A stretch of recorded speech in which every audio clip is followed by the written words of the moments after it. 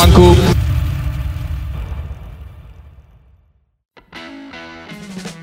Pelatih timnas Indonesia Sintayong belakangan ramai menjadi perbincangan publik tanah air.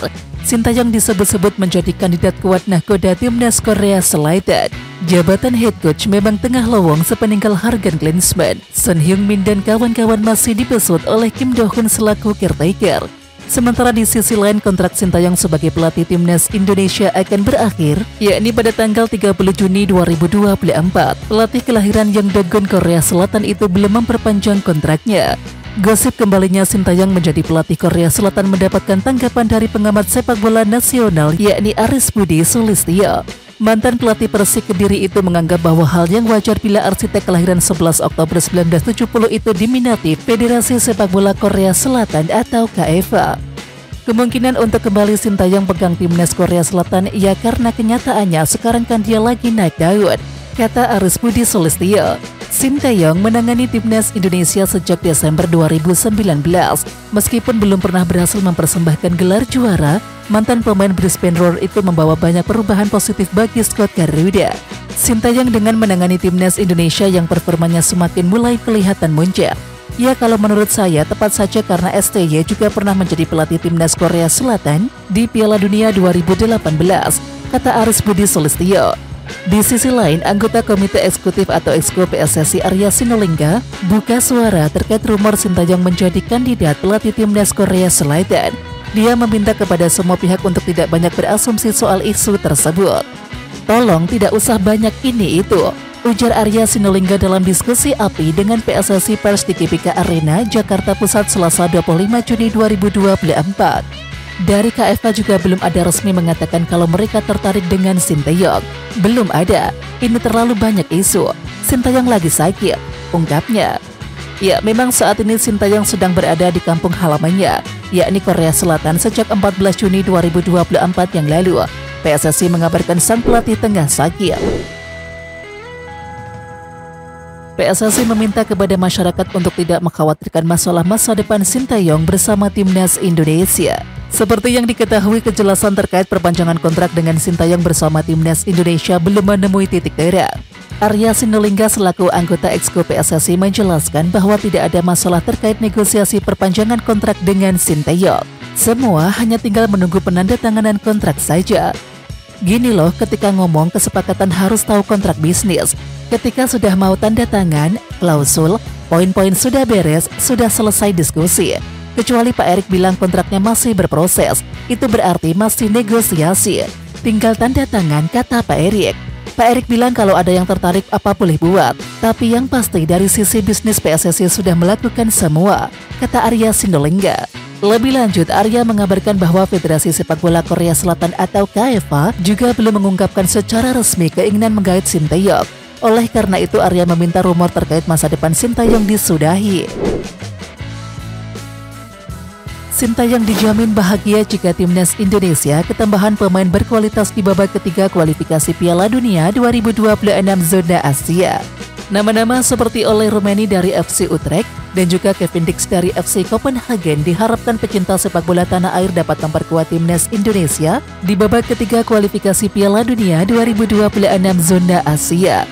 Ya, media pekan yang lalu penyerang FC Volendam U21 Mauro Zilstra terang-terangan ingin memperkuat timnas Indonesia. Runner-up top skor Liga Belanda U21 2023-24 itu mengatakan bakal menerima tawaran bermain untuk timnas Indonesia.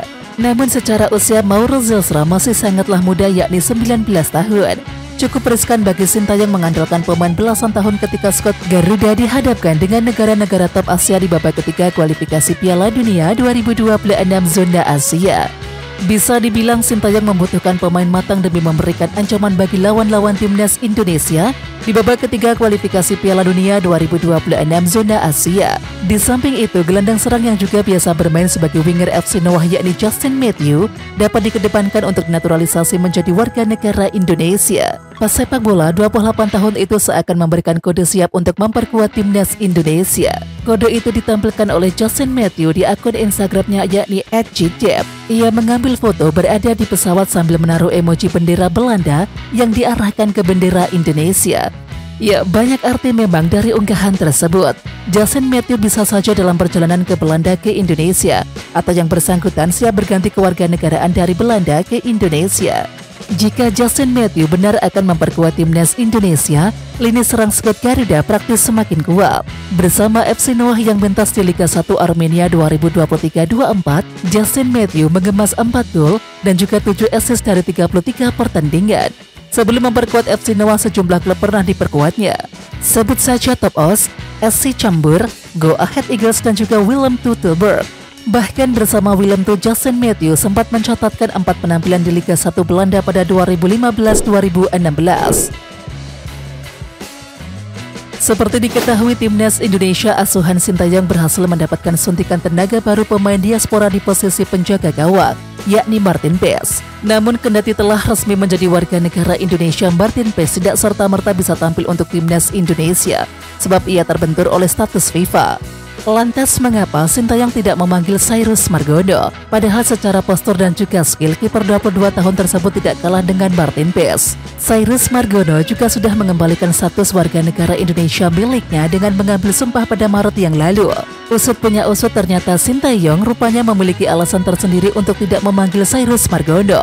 Rupanya Sintayong belum pernah sekalipun melihat bagaimana permainan kiper klub Yunani Panathinaikos B itu. Oleh karena itu, ia belum bisa menganalisa apakah Cyrus Margono akan cocok dengan skema permainan yang dimainkan atau tidak. Untuk Cyrus, jujur belum pernah lihat langsung, jadi saya belum bisa bicara apa-apa. Apalagi tidak semua pemain yang menjadi warga negara Indonesia bisa masuk timnas Indonesia, kata Sintayong sebelum Piala Asia U23 bulan April yang lalu. Atas dasar itu, karena tidak bisa memanggil Martin Paes, Sintayong tidak memanggil Cyrus Margono dan juga memilih memanggil penjaga gawang lain untuk mengisi slot penjaga gawang timnas Indonesia. Sementara itu, patut dinantikan untuk proses perpindahan federasi Martin Paes segera usai. Dan untuk Cyrus Margono, semoga Sintayong segera melihat penampilan sang penjaga gawang agar sang pemain dapat merapat ke timnas Indonesia. Timnas Indonesia akan mengikuti kualifikasi Piala Dunia pada fase selanjutnya, namun belum diketahui lawan yang bakal dihadapi. Jadwal drawing babak ketiga kualifikasi Piala Dunia 2026 baru akan berlangsung, yakni di markas AFC yang berlokasi di Kuala Lumpur, Malaysia, tepatnya pada Kamis 27 Juni 2024 siang. Selain Indonesia, ada 17 negara lain yang akan menunggu nasib pada pengundian fase grup. Kelak 18 negara tersebut akan dibagi ke dalam 3 grup. Saat ini, negara-negara peserta babak ketiga kualifikasi Piala Dunia 2026 sudah dibagi ke dalam 6 pot, sesuai dengan peringkat FIFA terkini yang dirilis pada 20 Juni. Dan timnas Indonesia berada di pot 6 lantaran menjadi salah satu negara dengan ranking terendah di antara 18 peserta babak ketiga kualifikasi Piala Dunia 2026. Pot 6 juga dihuni oleh Korea Utara dan juga Kuwait. Dengan demikian, Indonesia tidak akan menghadapi kedua negara tersebut. Yang berpeluang menjadi lawan Indonesia adalah 15 negara lain di pot 1-5. Jepang, Korea Selatan dan juga Iran yang berada di pot 1 serta kerap mengikuti Piala Dunia punya potensi berhadapan dengan Indonesia. Begitu pula dengan negara-negara lain seperti Australia, Qatar, Irak, Arab Saudi, Uzbekistan, Yordania, Uni Emirat Arab, Oman, Bahrain, China, Palestina hingga Kirgistan. Persaingan di grup A Piala AFF U16 2024 menarik dan juga sengit. Timnas Indonesia U16 masih belum lolos ke babak semifinal Piala AFF U16 2024 meski sudah mengoleksi 2 kemenangan di grup A.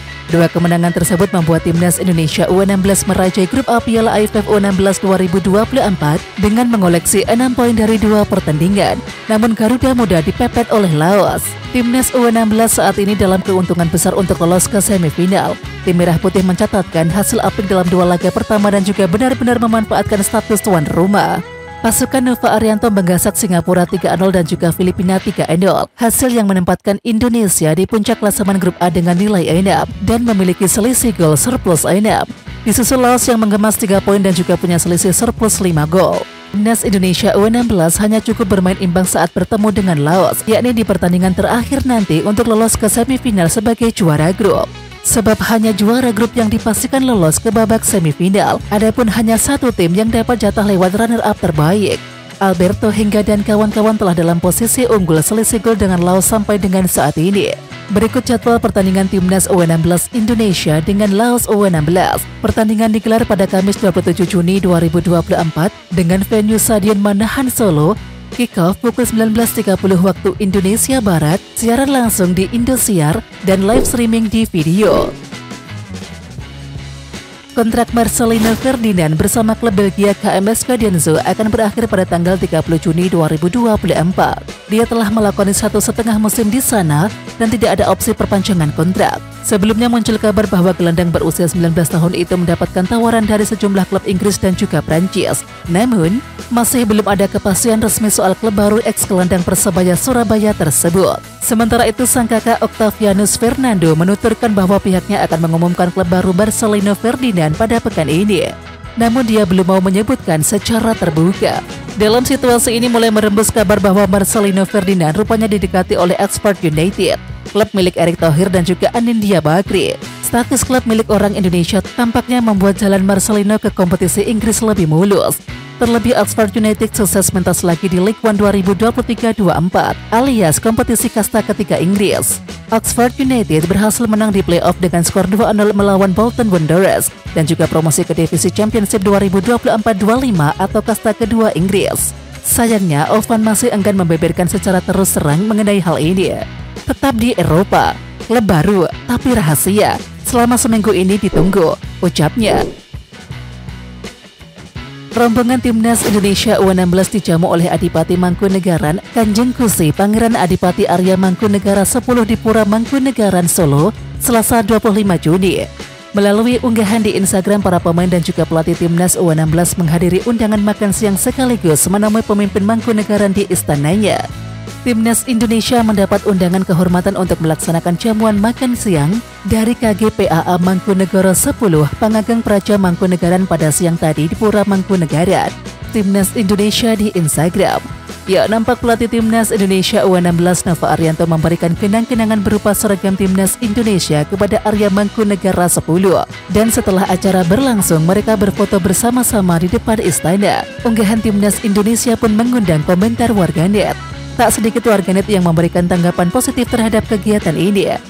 Presiden suka bola, Menteri suka bola, Raja suka bola, semua suka bola, tulis salah satu netizen.